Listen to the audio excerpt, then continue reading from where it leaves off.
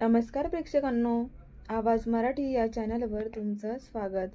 आज आपण पाहणार आहोत घरोघरी मातीच्या चुली या मालिकेचा रिव्ह्यू। चला तर मग सुरुवात करूयात। तर प्रेक्षकांनो, सुमित्रा ह्या अचानक गायब झाल्या, त्यामुळे सारंग, सौमित्र, अवंतिका, आजी सगळ्यांनाच मोठा धक्का बसलाय की आई असं न सांगता कुठे गेल्या। तेव्हा आता सुमित्राच्या फोनवर पण फोन केला जातो, मात्र त्या फोन घरीच विसरलेल्या असतात। त्यामुळे यांना अजून कठीण जाते की सुमित्रा नक्की कुठे आहेत। त्यांच्याशी कॉन्टॅक्ट होत नाहीये। त्यातल्या त्यात आता ऋषिकेश रणदिवेंच्या घरी येऊन गेला, त्याने इथे धमकी दिली असा आरोप आता ऐश्वर्या सारंगला करते की तुमच्या आईला गायब होण्यामागे ऋषिकेश आणि जानकीचा हात आहे। तुम्हाला आठवतंय की ऋषिकेश दादा इथे येऊन किती धमकी देऊन गेले, किती भांडणं करून गेले। तुम्हाला असं नाही वाटत का, तुम्हाला संशय येत नाहीये का हे सगळं त्या जानकी आणि ऋषिकेशने केलंय म्हणून? तेव्हा सारंग म्हणतो, ऐश्वर्या, म्हणजे या घरात काही झालं तरी ऋषिकेशच जबाबदार आहे असं आपण नाही म्हणू शकत। पण तरीसुद्धा ऐश्वर्या पुढेच बोलत असते आणि म्हणते की मला 100% खात्री आहे की ही गोष्ट सुद्धा ऋषिकेशनेच घडवलेली आहे। तुम्ही विचार करा, आई देवळात जाऊन कधीच असं लेट आलेला नाहीये। आईने फोनही घरी ठेवला, मग काय होऊ शकतं? दुसरा काय पर्याय आहे का? मग आता सारंग म्हणतो की मग मला असं वाटतंय की मी देवळात जाऊन बघायला पाहिजे। सारंग देवळात जाऊन पण बघून येतो, पण त्याला काही सुमित्रा सापडत नाही। तो आता घरी येतो, तर आता इथे ऐश्वर्या लगेच सारंगचे कान भरू लागते की मला ना पक्का माहिती आहे की याच्या मागे ऋषिकेशचाच हात आहे। तेव्हा एकदा आपण ना सगळ्यांनी ऋषिकेशच्याच म्हणजे दादांच्या घरी जायला पाहिजे। मग सारंग म्हणतो की खरंच? तर ऐश्वर्या म्हणते की हो, पण तुम्ही एकटे नाही, तुमच्याबरोबर मी पण येणार। आणि मी आताच माझ्या बाबांना फोन करून सांगते की बाबा, आम्हाला सुमित्रा आईंना शोधायला जायचे आणि त्यासाठी आम्हाला सिक्युरिटी हवे आहे। तर आपण काही गुंडांना पण आपल्यासोबत घेऊन जाऊया, जेणेकरून मागच्या वेळेला तुम्हाला आठवतं ऋषिकेश दादांनी तुमच्या कानाखाली मारली होती, ऑफिसमध्ये येऊन कसा राडा केला होता। आता पुढे आपण नेहमी अलर्ट राहायचं, त्यामुळे आपण सोबत गुंडांना पण घेऊन चाललोय असं आता ऐश्वर्याचा डाव असतो आणि ऐश्वर्या खरोखर आता घेऊन जाते। मात्र इकडे ऐश्वर्याचं आणि सारंगचं असं वागणं सौमित्र आणि अवंतिकाला खूप खटकतं। ते दोघे आता ब्लेम करायला लागतात। मात्र ऐश्वर्या ही लगेच इकडे ऋषिकेश त्यांच्या घरी आलेले असतात। तर सारंग म्हणतो, कुठे आहे माझी आई? सारंग म्हणतो, 1 मिनिट, काय म्हणालास? माझी आई? म्हणजे ती माझी कोणीच नव्हती का? म्हणजे तू आज मी किती परक आहे ह्याची जाणीव करून द्यायला आलायस का इथे? तर आता सारंग म्हणतो की हो, माझीच आई, कारण तूच घरी येऊन धमकी देऊन गेला होतास आणि आज माझी आई गायब झाली आहे, याला तूच जबाबदार आहेस। खरं खरं सांग ऋषिकेश, काय केलंय माझ्या आईचं? कुठे आहे माझी आई? तेव्हा आता जानकी पण घाबरते। ऋषिकेश मात्र एक शब्दही बोलत नाही पुढे। तर आता सारंग आणि ऐश्वर्या दोघांचंच काहीतरी चाललेलं असतं की आई इथेच कुठेतरी आहे आणि आईंना गायब होण्यामागे ऋषिकेश आणि जानकीचा हात आहे। मात्र इथे ऋषिकेश रडतोय, त्याला खूप वाईट वाटतंय। तर इकडे सारंग हा धमकी देत म्हणतो की माझी आई जर सापडली नाही ना, तर तुम्हाला जेलची हवा खायला पाठवेल। लक्षात ठेवा, माझी आई मला पुन्हा हवी आहे, मला माझ्या घरी हवी आहे असं म्हणत सारंग धमकी देऊन निघून जातो। इकडे जानकी म्हणते की हा काय प्रकार आहे? तुम्ही शांत का बसला आहात? काय झालंय सांगा ना, कुठे आहेत आई? तेव्हा आता ऋषिकेश म्हणतो की बघितलं रणदिवे परिवारातील लोकांची लायकी, म्हणून मी तुम्हाला दोघांना यांच्यापासून नेहमी वेगळं करत आलोय। ही कुठली भाषा आहे जानकी? ऐकलंस ना तू काय काय म्हणालास तू? हेही विसरून गेला की मी मोठा भाऊ आहे ते? तर आता सारंग धमकी देऊन तर निघून तर जातो। मात्र इकडे ऋषिकेशला खूप वाईट वाटतं की हा असं कसं बोलू शकतो ना मला। तर आता जानकीला तो इथे रिअलाइज करून देत आहे की बघ, तुला तर खूप म्हणजे ह्या रणदिवेंचं पडलेलं आहे ना, पण ते आपल्याला किती वेगळं मानतात हे तुला आता कळालं का? असं आता ऋषिकेश म्हणतोय आणि त्यामुळे जानकी म्हणते की आता ही वेळ नाहीये की इथे आपण त्यांच्याबद्दल डिस्कस करायचं।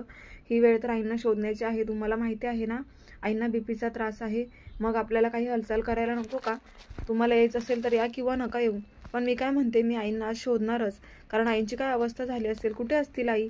असं आई एकट्या बाहेर गेल्या आहेत आणि आपण काहीच हालचाल करत नाहीये, मला बिलकुल पटत नाहीये। त्यामुळे आता आपण लगेच इथे काहीतरी म्हणजे डिसिजन घ्यायला पाहिजे। तेव्हा आता आपलं भांडण राहू द्या बाजूलाच। जानकी पर्स घेते आणि म्हणते की मी चालली आहे, मला आईंना शोधून आणायचंच आहे आणि आज कसंही करून मी आईंना शोधणारच।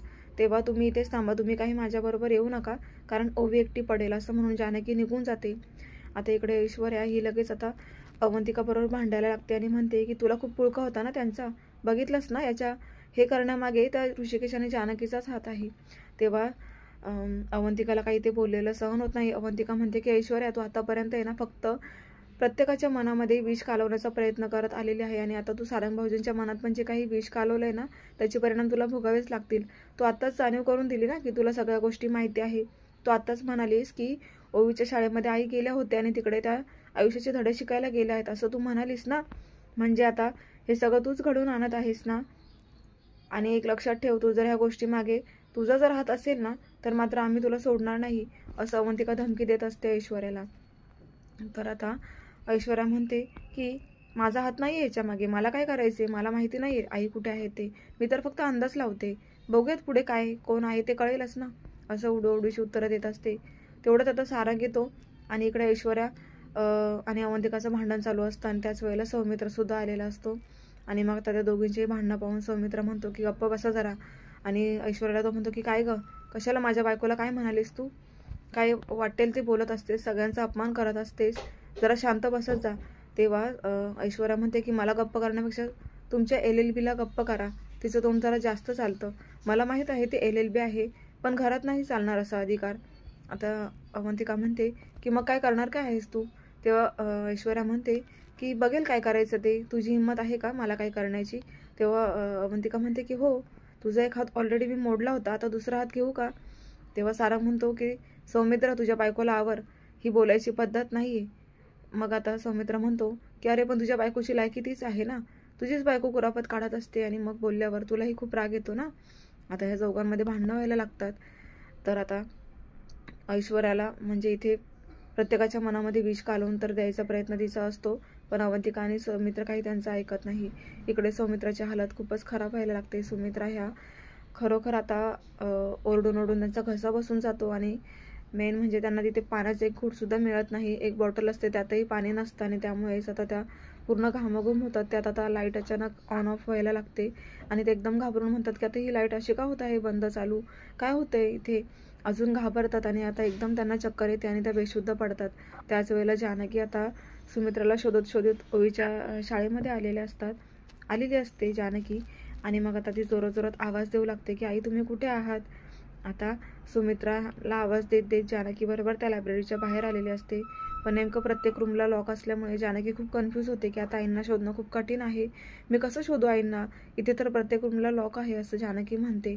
तेव्हा आता गणपतीची मूर्ती असते समोर, जानकी हात जोडून त्या गणपतीला विनंती करत म्हणते की देवा मला इथपर्यंत तूच आणलं आहेस आणि प्लीज काहीतरी चमत्कार घडव, मला कोणत्याही परिस्थितीमध्ये आईंना शोधून त्यांना घरी घेऊन जायचे, खूप मोठं चॅलेंज आहे देवा, प्लीज मला काहीतरी चमत्कार घडवून दे, मला मदत कर. आता असं म्हणून ती पुन्हा आता म्हणते की इतकं सगळं शोधून सुद्धा मी थकून गेली पण आई मला कुठेच नाही भेटल्या, म्हणजे आता मला घरी जावं लागेल. असं म्हणून आता जानकी निघाली आहे आणि आता ती गेटच्या इथून जात असतानाच अचानक तिला एका रूममधून बाहेर आवाज येतो जानकी, कारण इकडे सुमित्रा यांना शुद्ध आलेली असते आणि त्यांना आता माहीत आहे की माझ्याकडे एकच पर्याय आहे, मला आता एवढ्या मोठ्या संकटातून फक्त जानकीच वाचवू शकते याची त्यांना सुद्धा खात्री असते आणि म्हणून ते एकदम जानकीच्या नावाने ओरडू लागतात. त्याच वेळेला जानकीला सुमित्राचा आवाज येतो आणि म्हणून जानकी पुन्हा मागे फिरलेली आहे. तर प्रेक्षकांनो आता जानकी कशा प्रकारे सुमित्रापर्यंत पोहोचेल आणि सुमित्राला घरी घेऊन जाईल हे पाहणं खूप रंजक ठरणार आहे. प्रेक्षकांनो ऐश्वर्याबरोबरचं चॅलेंज आता जानकी पूर्ण करणार आहे. तर पुढे असाही ट्विस्ट आपल्याला बघायला मिळणार आहे की जेव्हा जानकी सुमित्राला घरी घेऊन जाते त्याच वेळेला ऋषिकेश सुद्धा ओवीला घेऊन रणदिवेंच्या घरी येतो आणि आता सुमित्रा ओवीला पाहून खूप रडतं आणि म्हणतात की नको ना रे ऋषिकेश, मला माझ्या नातीपासून वेगळं करू. तेव्हा ऋषिकेश म्हणतो की कोण म्हणाला तुम्हाला वेगळं करायला, मी इथे आलोय, मी तर इथे तुमची ताटातूट होऊ नये म्हणून आलेलो आहे. आई आता बिंदास भेट तुझ्या नातीला जेव्हा पाहिजे तेव्हा, मला कोणत्याही प्रकारची अडचण होणार नाही. असं म्हणून आता ऋषिकेशच्या मनातला जो काही गुंता आहे, जो काही राग आहे तो कमी झालेला आहे आणि आता त्याने सुद्धा ओवीला भेटण्याची सुमित्राला परवानगी दिलेली आहे. मात्र ही पॉझिटिव्हिटी पाहून इकडे ऐश्वर्याला मात्र खूप जळण झालेली आहे आणि मग ऐश्वर्या आता एकदम रागाने पाहत असते ओवीकडे. तर आता जानकी म्हणते की ऐश्वर्या काय झालं, तुझा चेहरा अचानक इतका उदास का झाला. अगं ही तर फक्त सुरुवात आहे, अजून तुला खूप काही बघायचे. असं आता एकदम जानकी ऐश्वर्याला टोमणा देते आणि मग त्यानंतर आता जानकी आणि ऋषिकेश हे दोघंही निघून जातात आणि इकडे सुमित्रा खूप रडत असते कारण त्या खूप भावूक झालेल्या असतात. त्यांना मेन म्हणजे ते आत्तापर्यंत चुकीच्या गैरसमज तर जानकीला त्यांनी जे काही वागलेलं असतात त्याचे त्यांना एक एक क्षण आठवत असतो. कारण आज मी ज्या जानकीला ह्या घरातून बाहेर हकलला, तिच्यामुळे माझा जीव वाचला, तिने मला वाचवलं, हे खूप मोठे उपकार झाल्यासारखंच आहे सुमित्रासाठी. आणि ऐश्वर्याकडे त्या रागाने पाहताय. तर पुढे काय होणार आहे आपल्याला पाहायचंच आहे. तुम्ही अजूनपर्यंत चॅनलला सबस्क्राईब केलं नसेल तर चॅनलला सबस्क्राईब करून घ्या, नोटिफिकेशनसाठी बेल आयकॉनवर क्लिक करा म्हणजे रोजचे अपडेट्स तुम्हाला वेळेवर पाहायला मिळतील. आजचा भाग कसा वाटला कमेंट करून नक्की कळवा. धन्यवाद.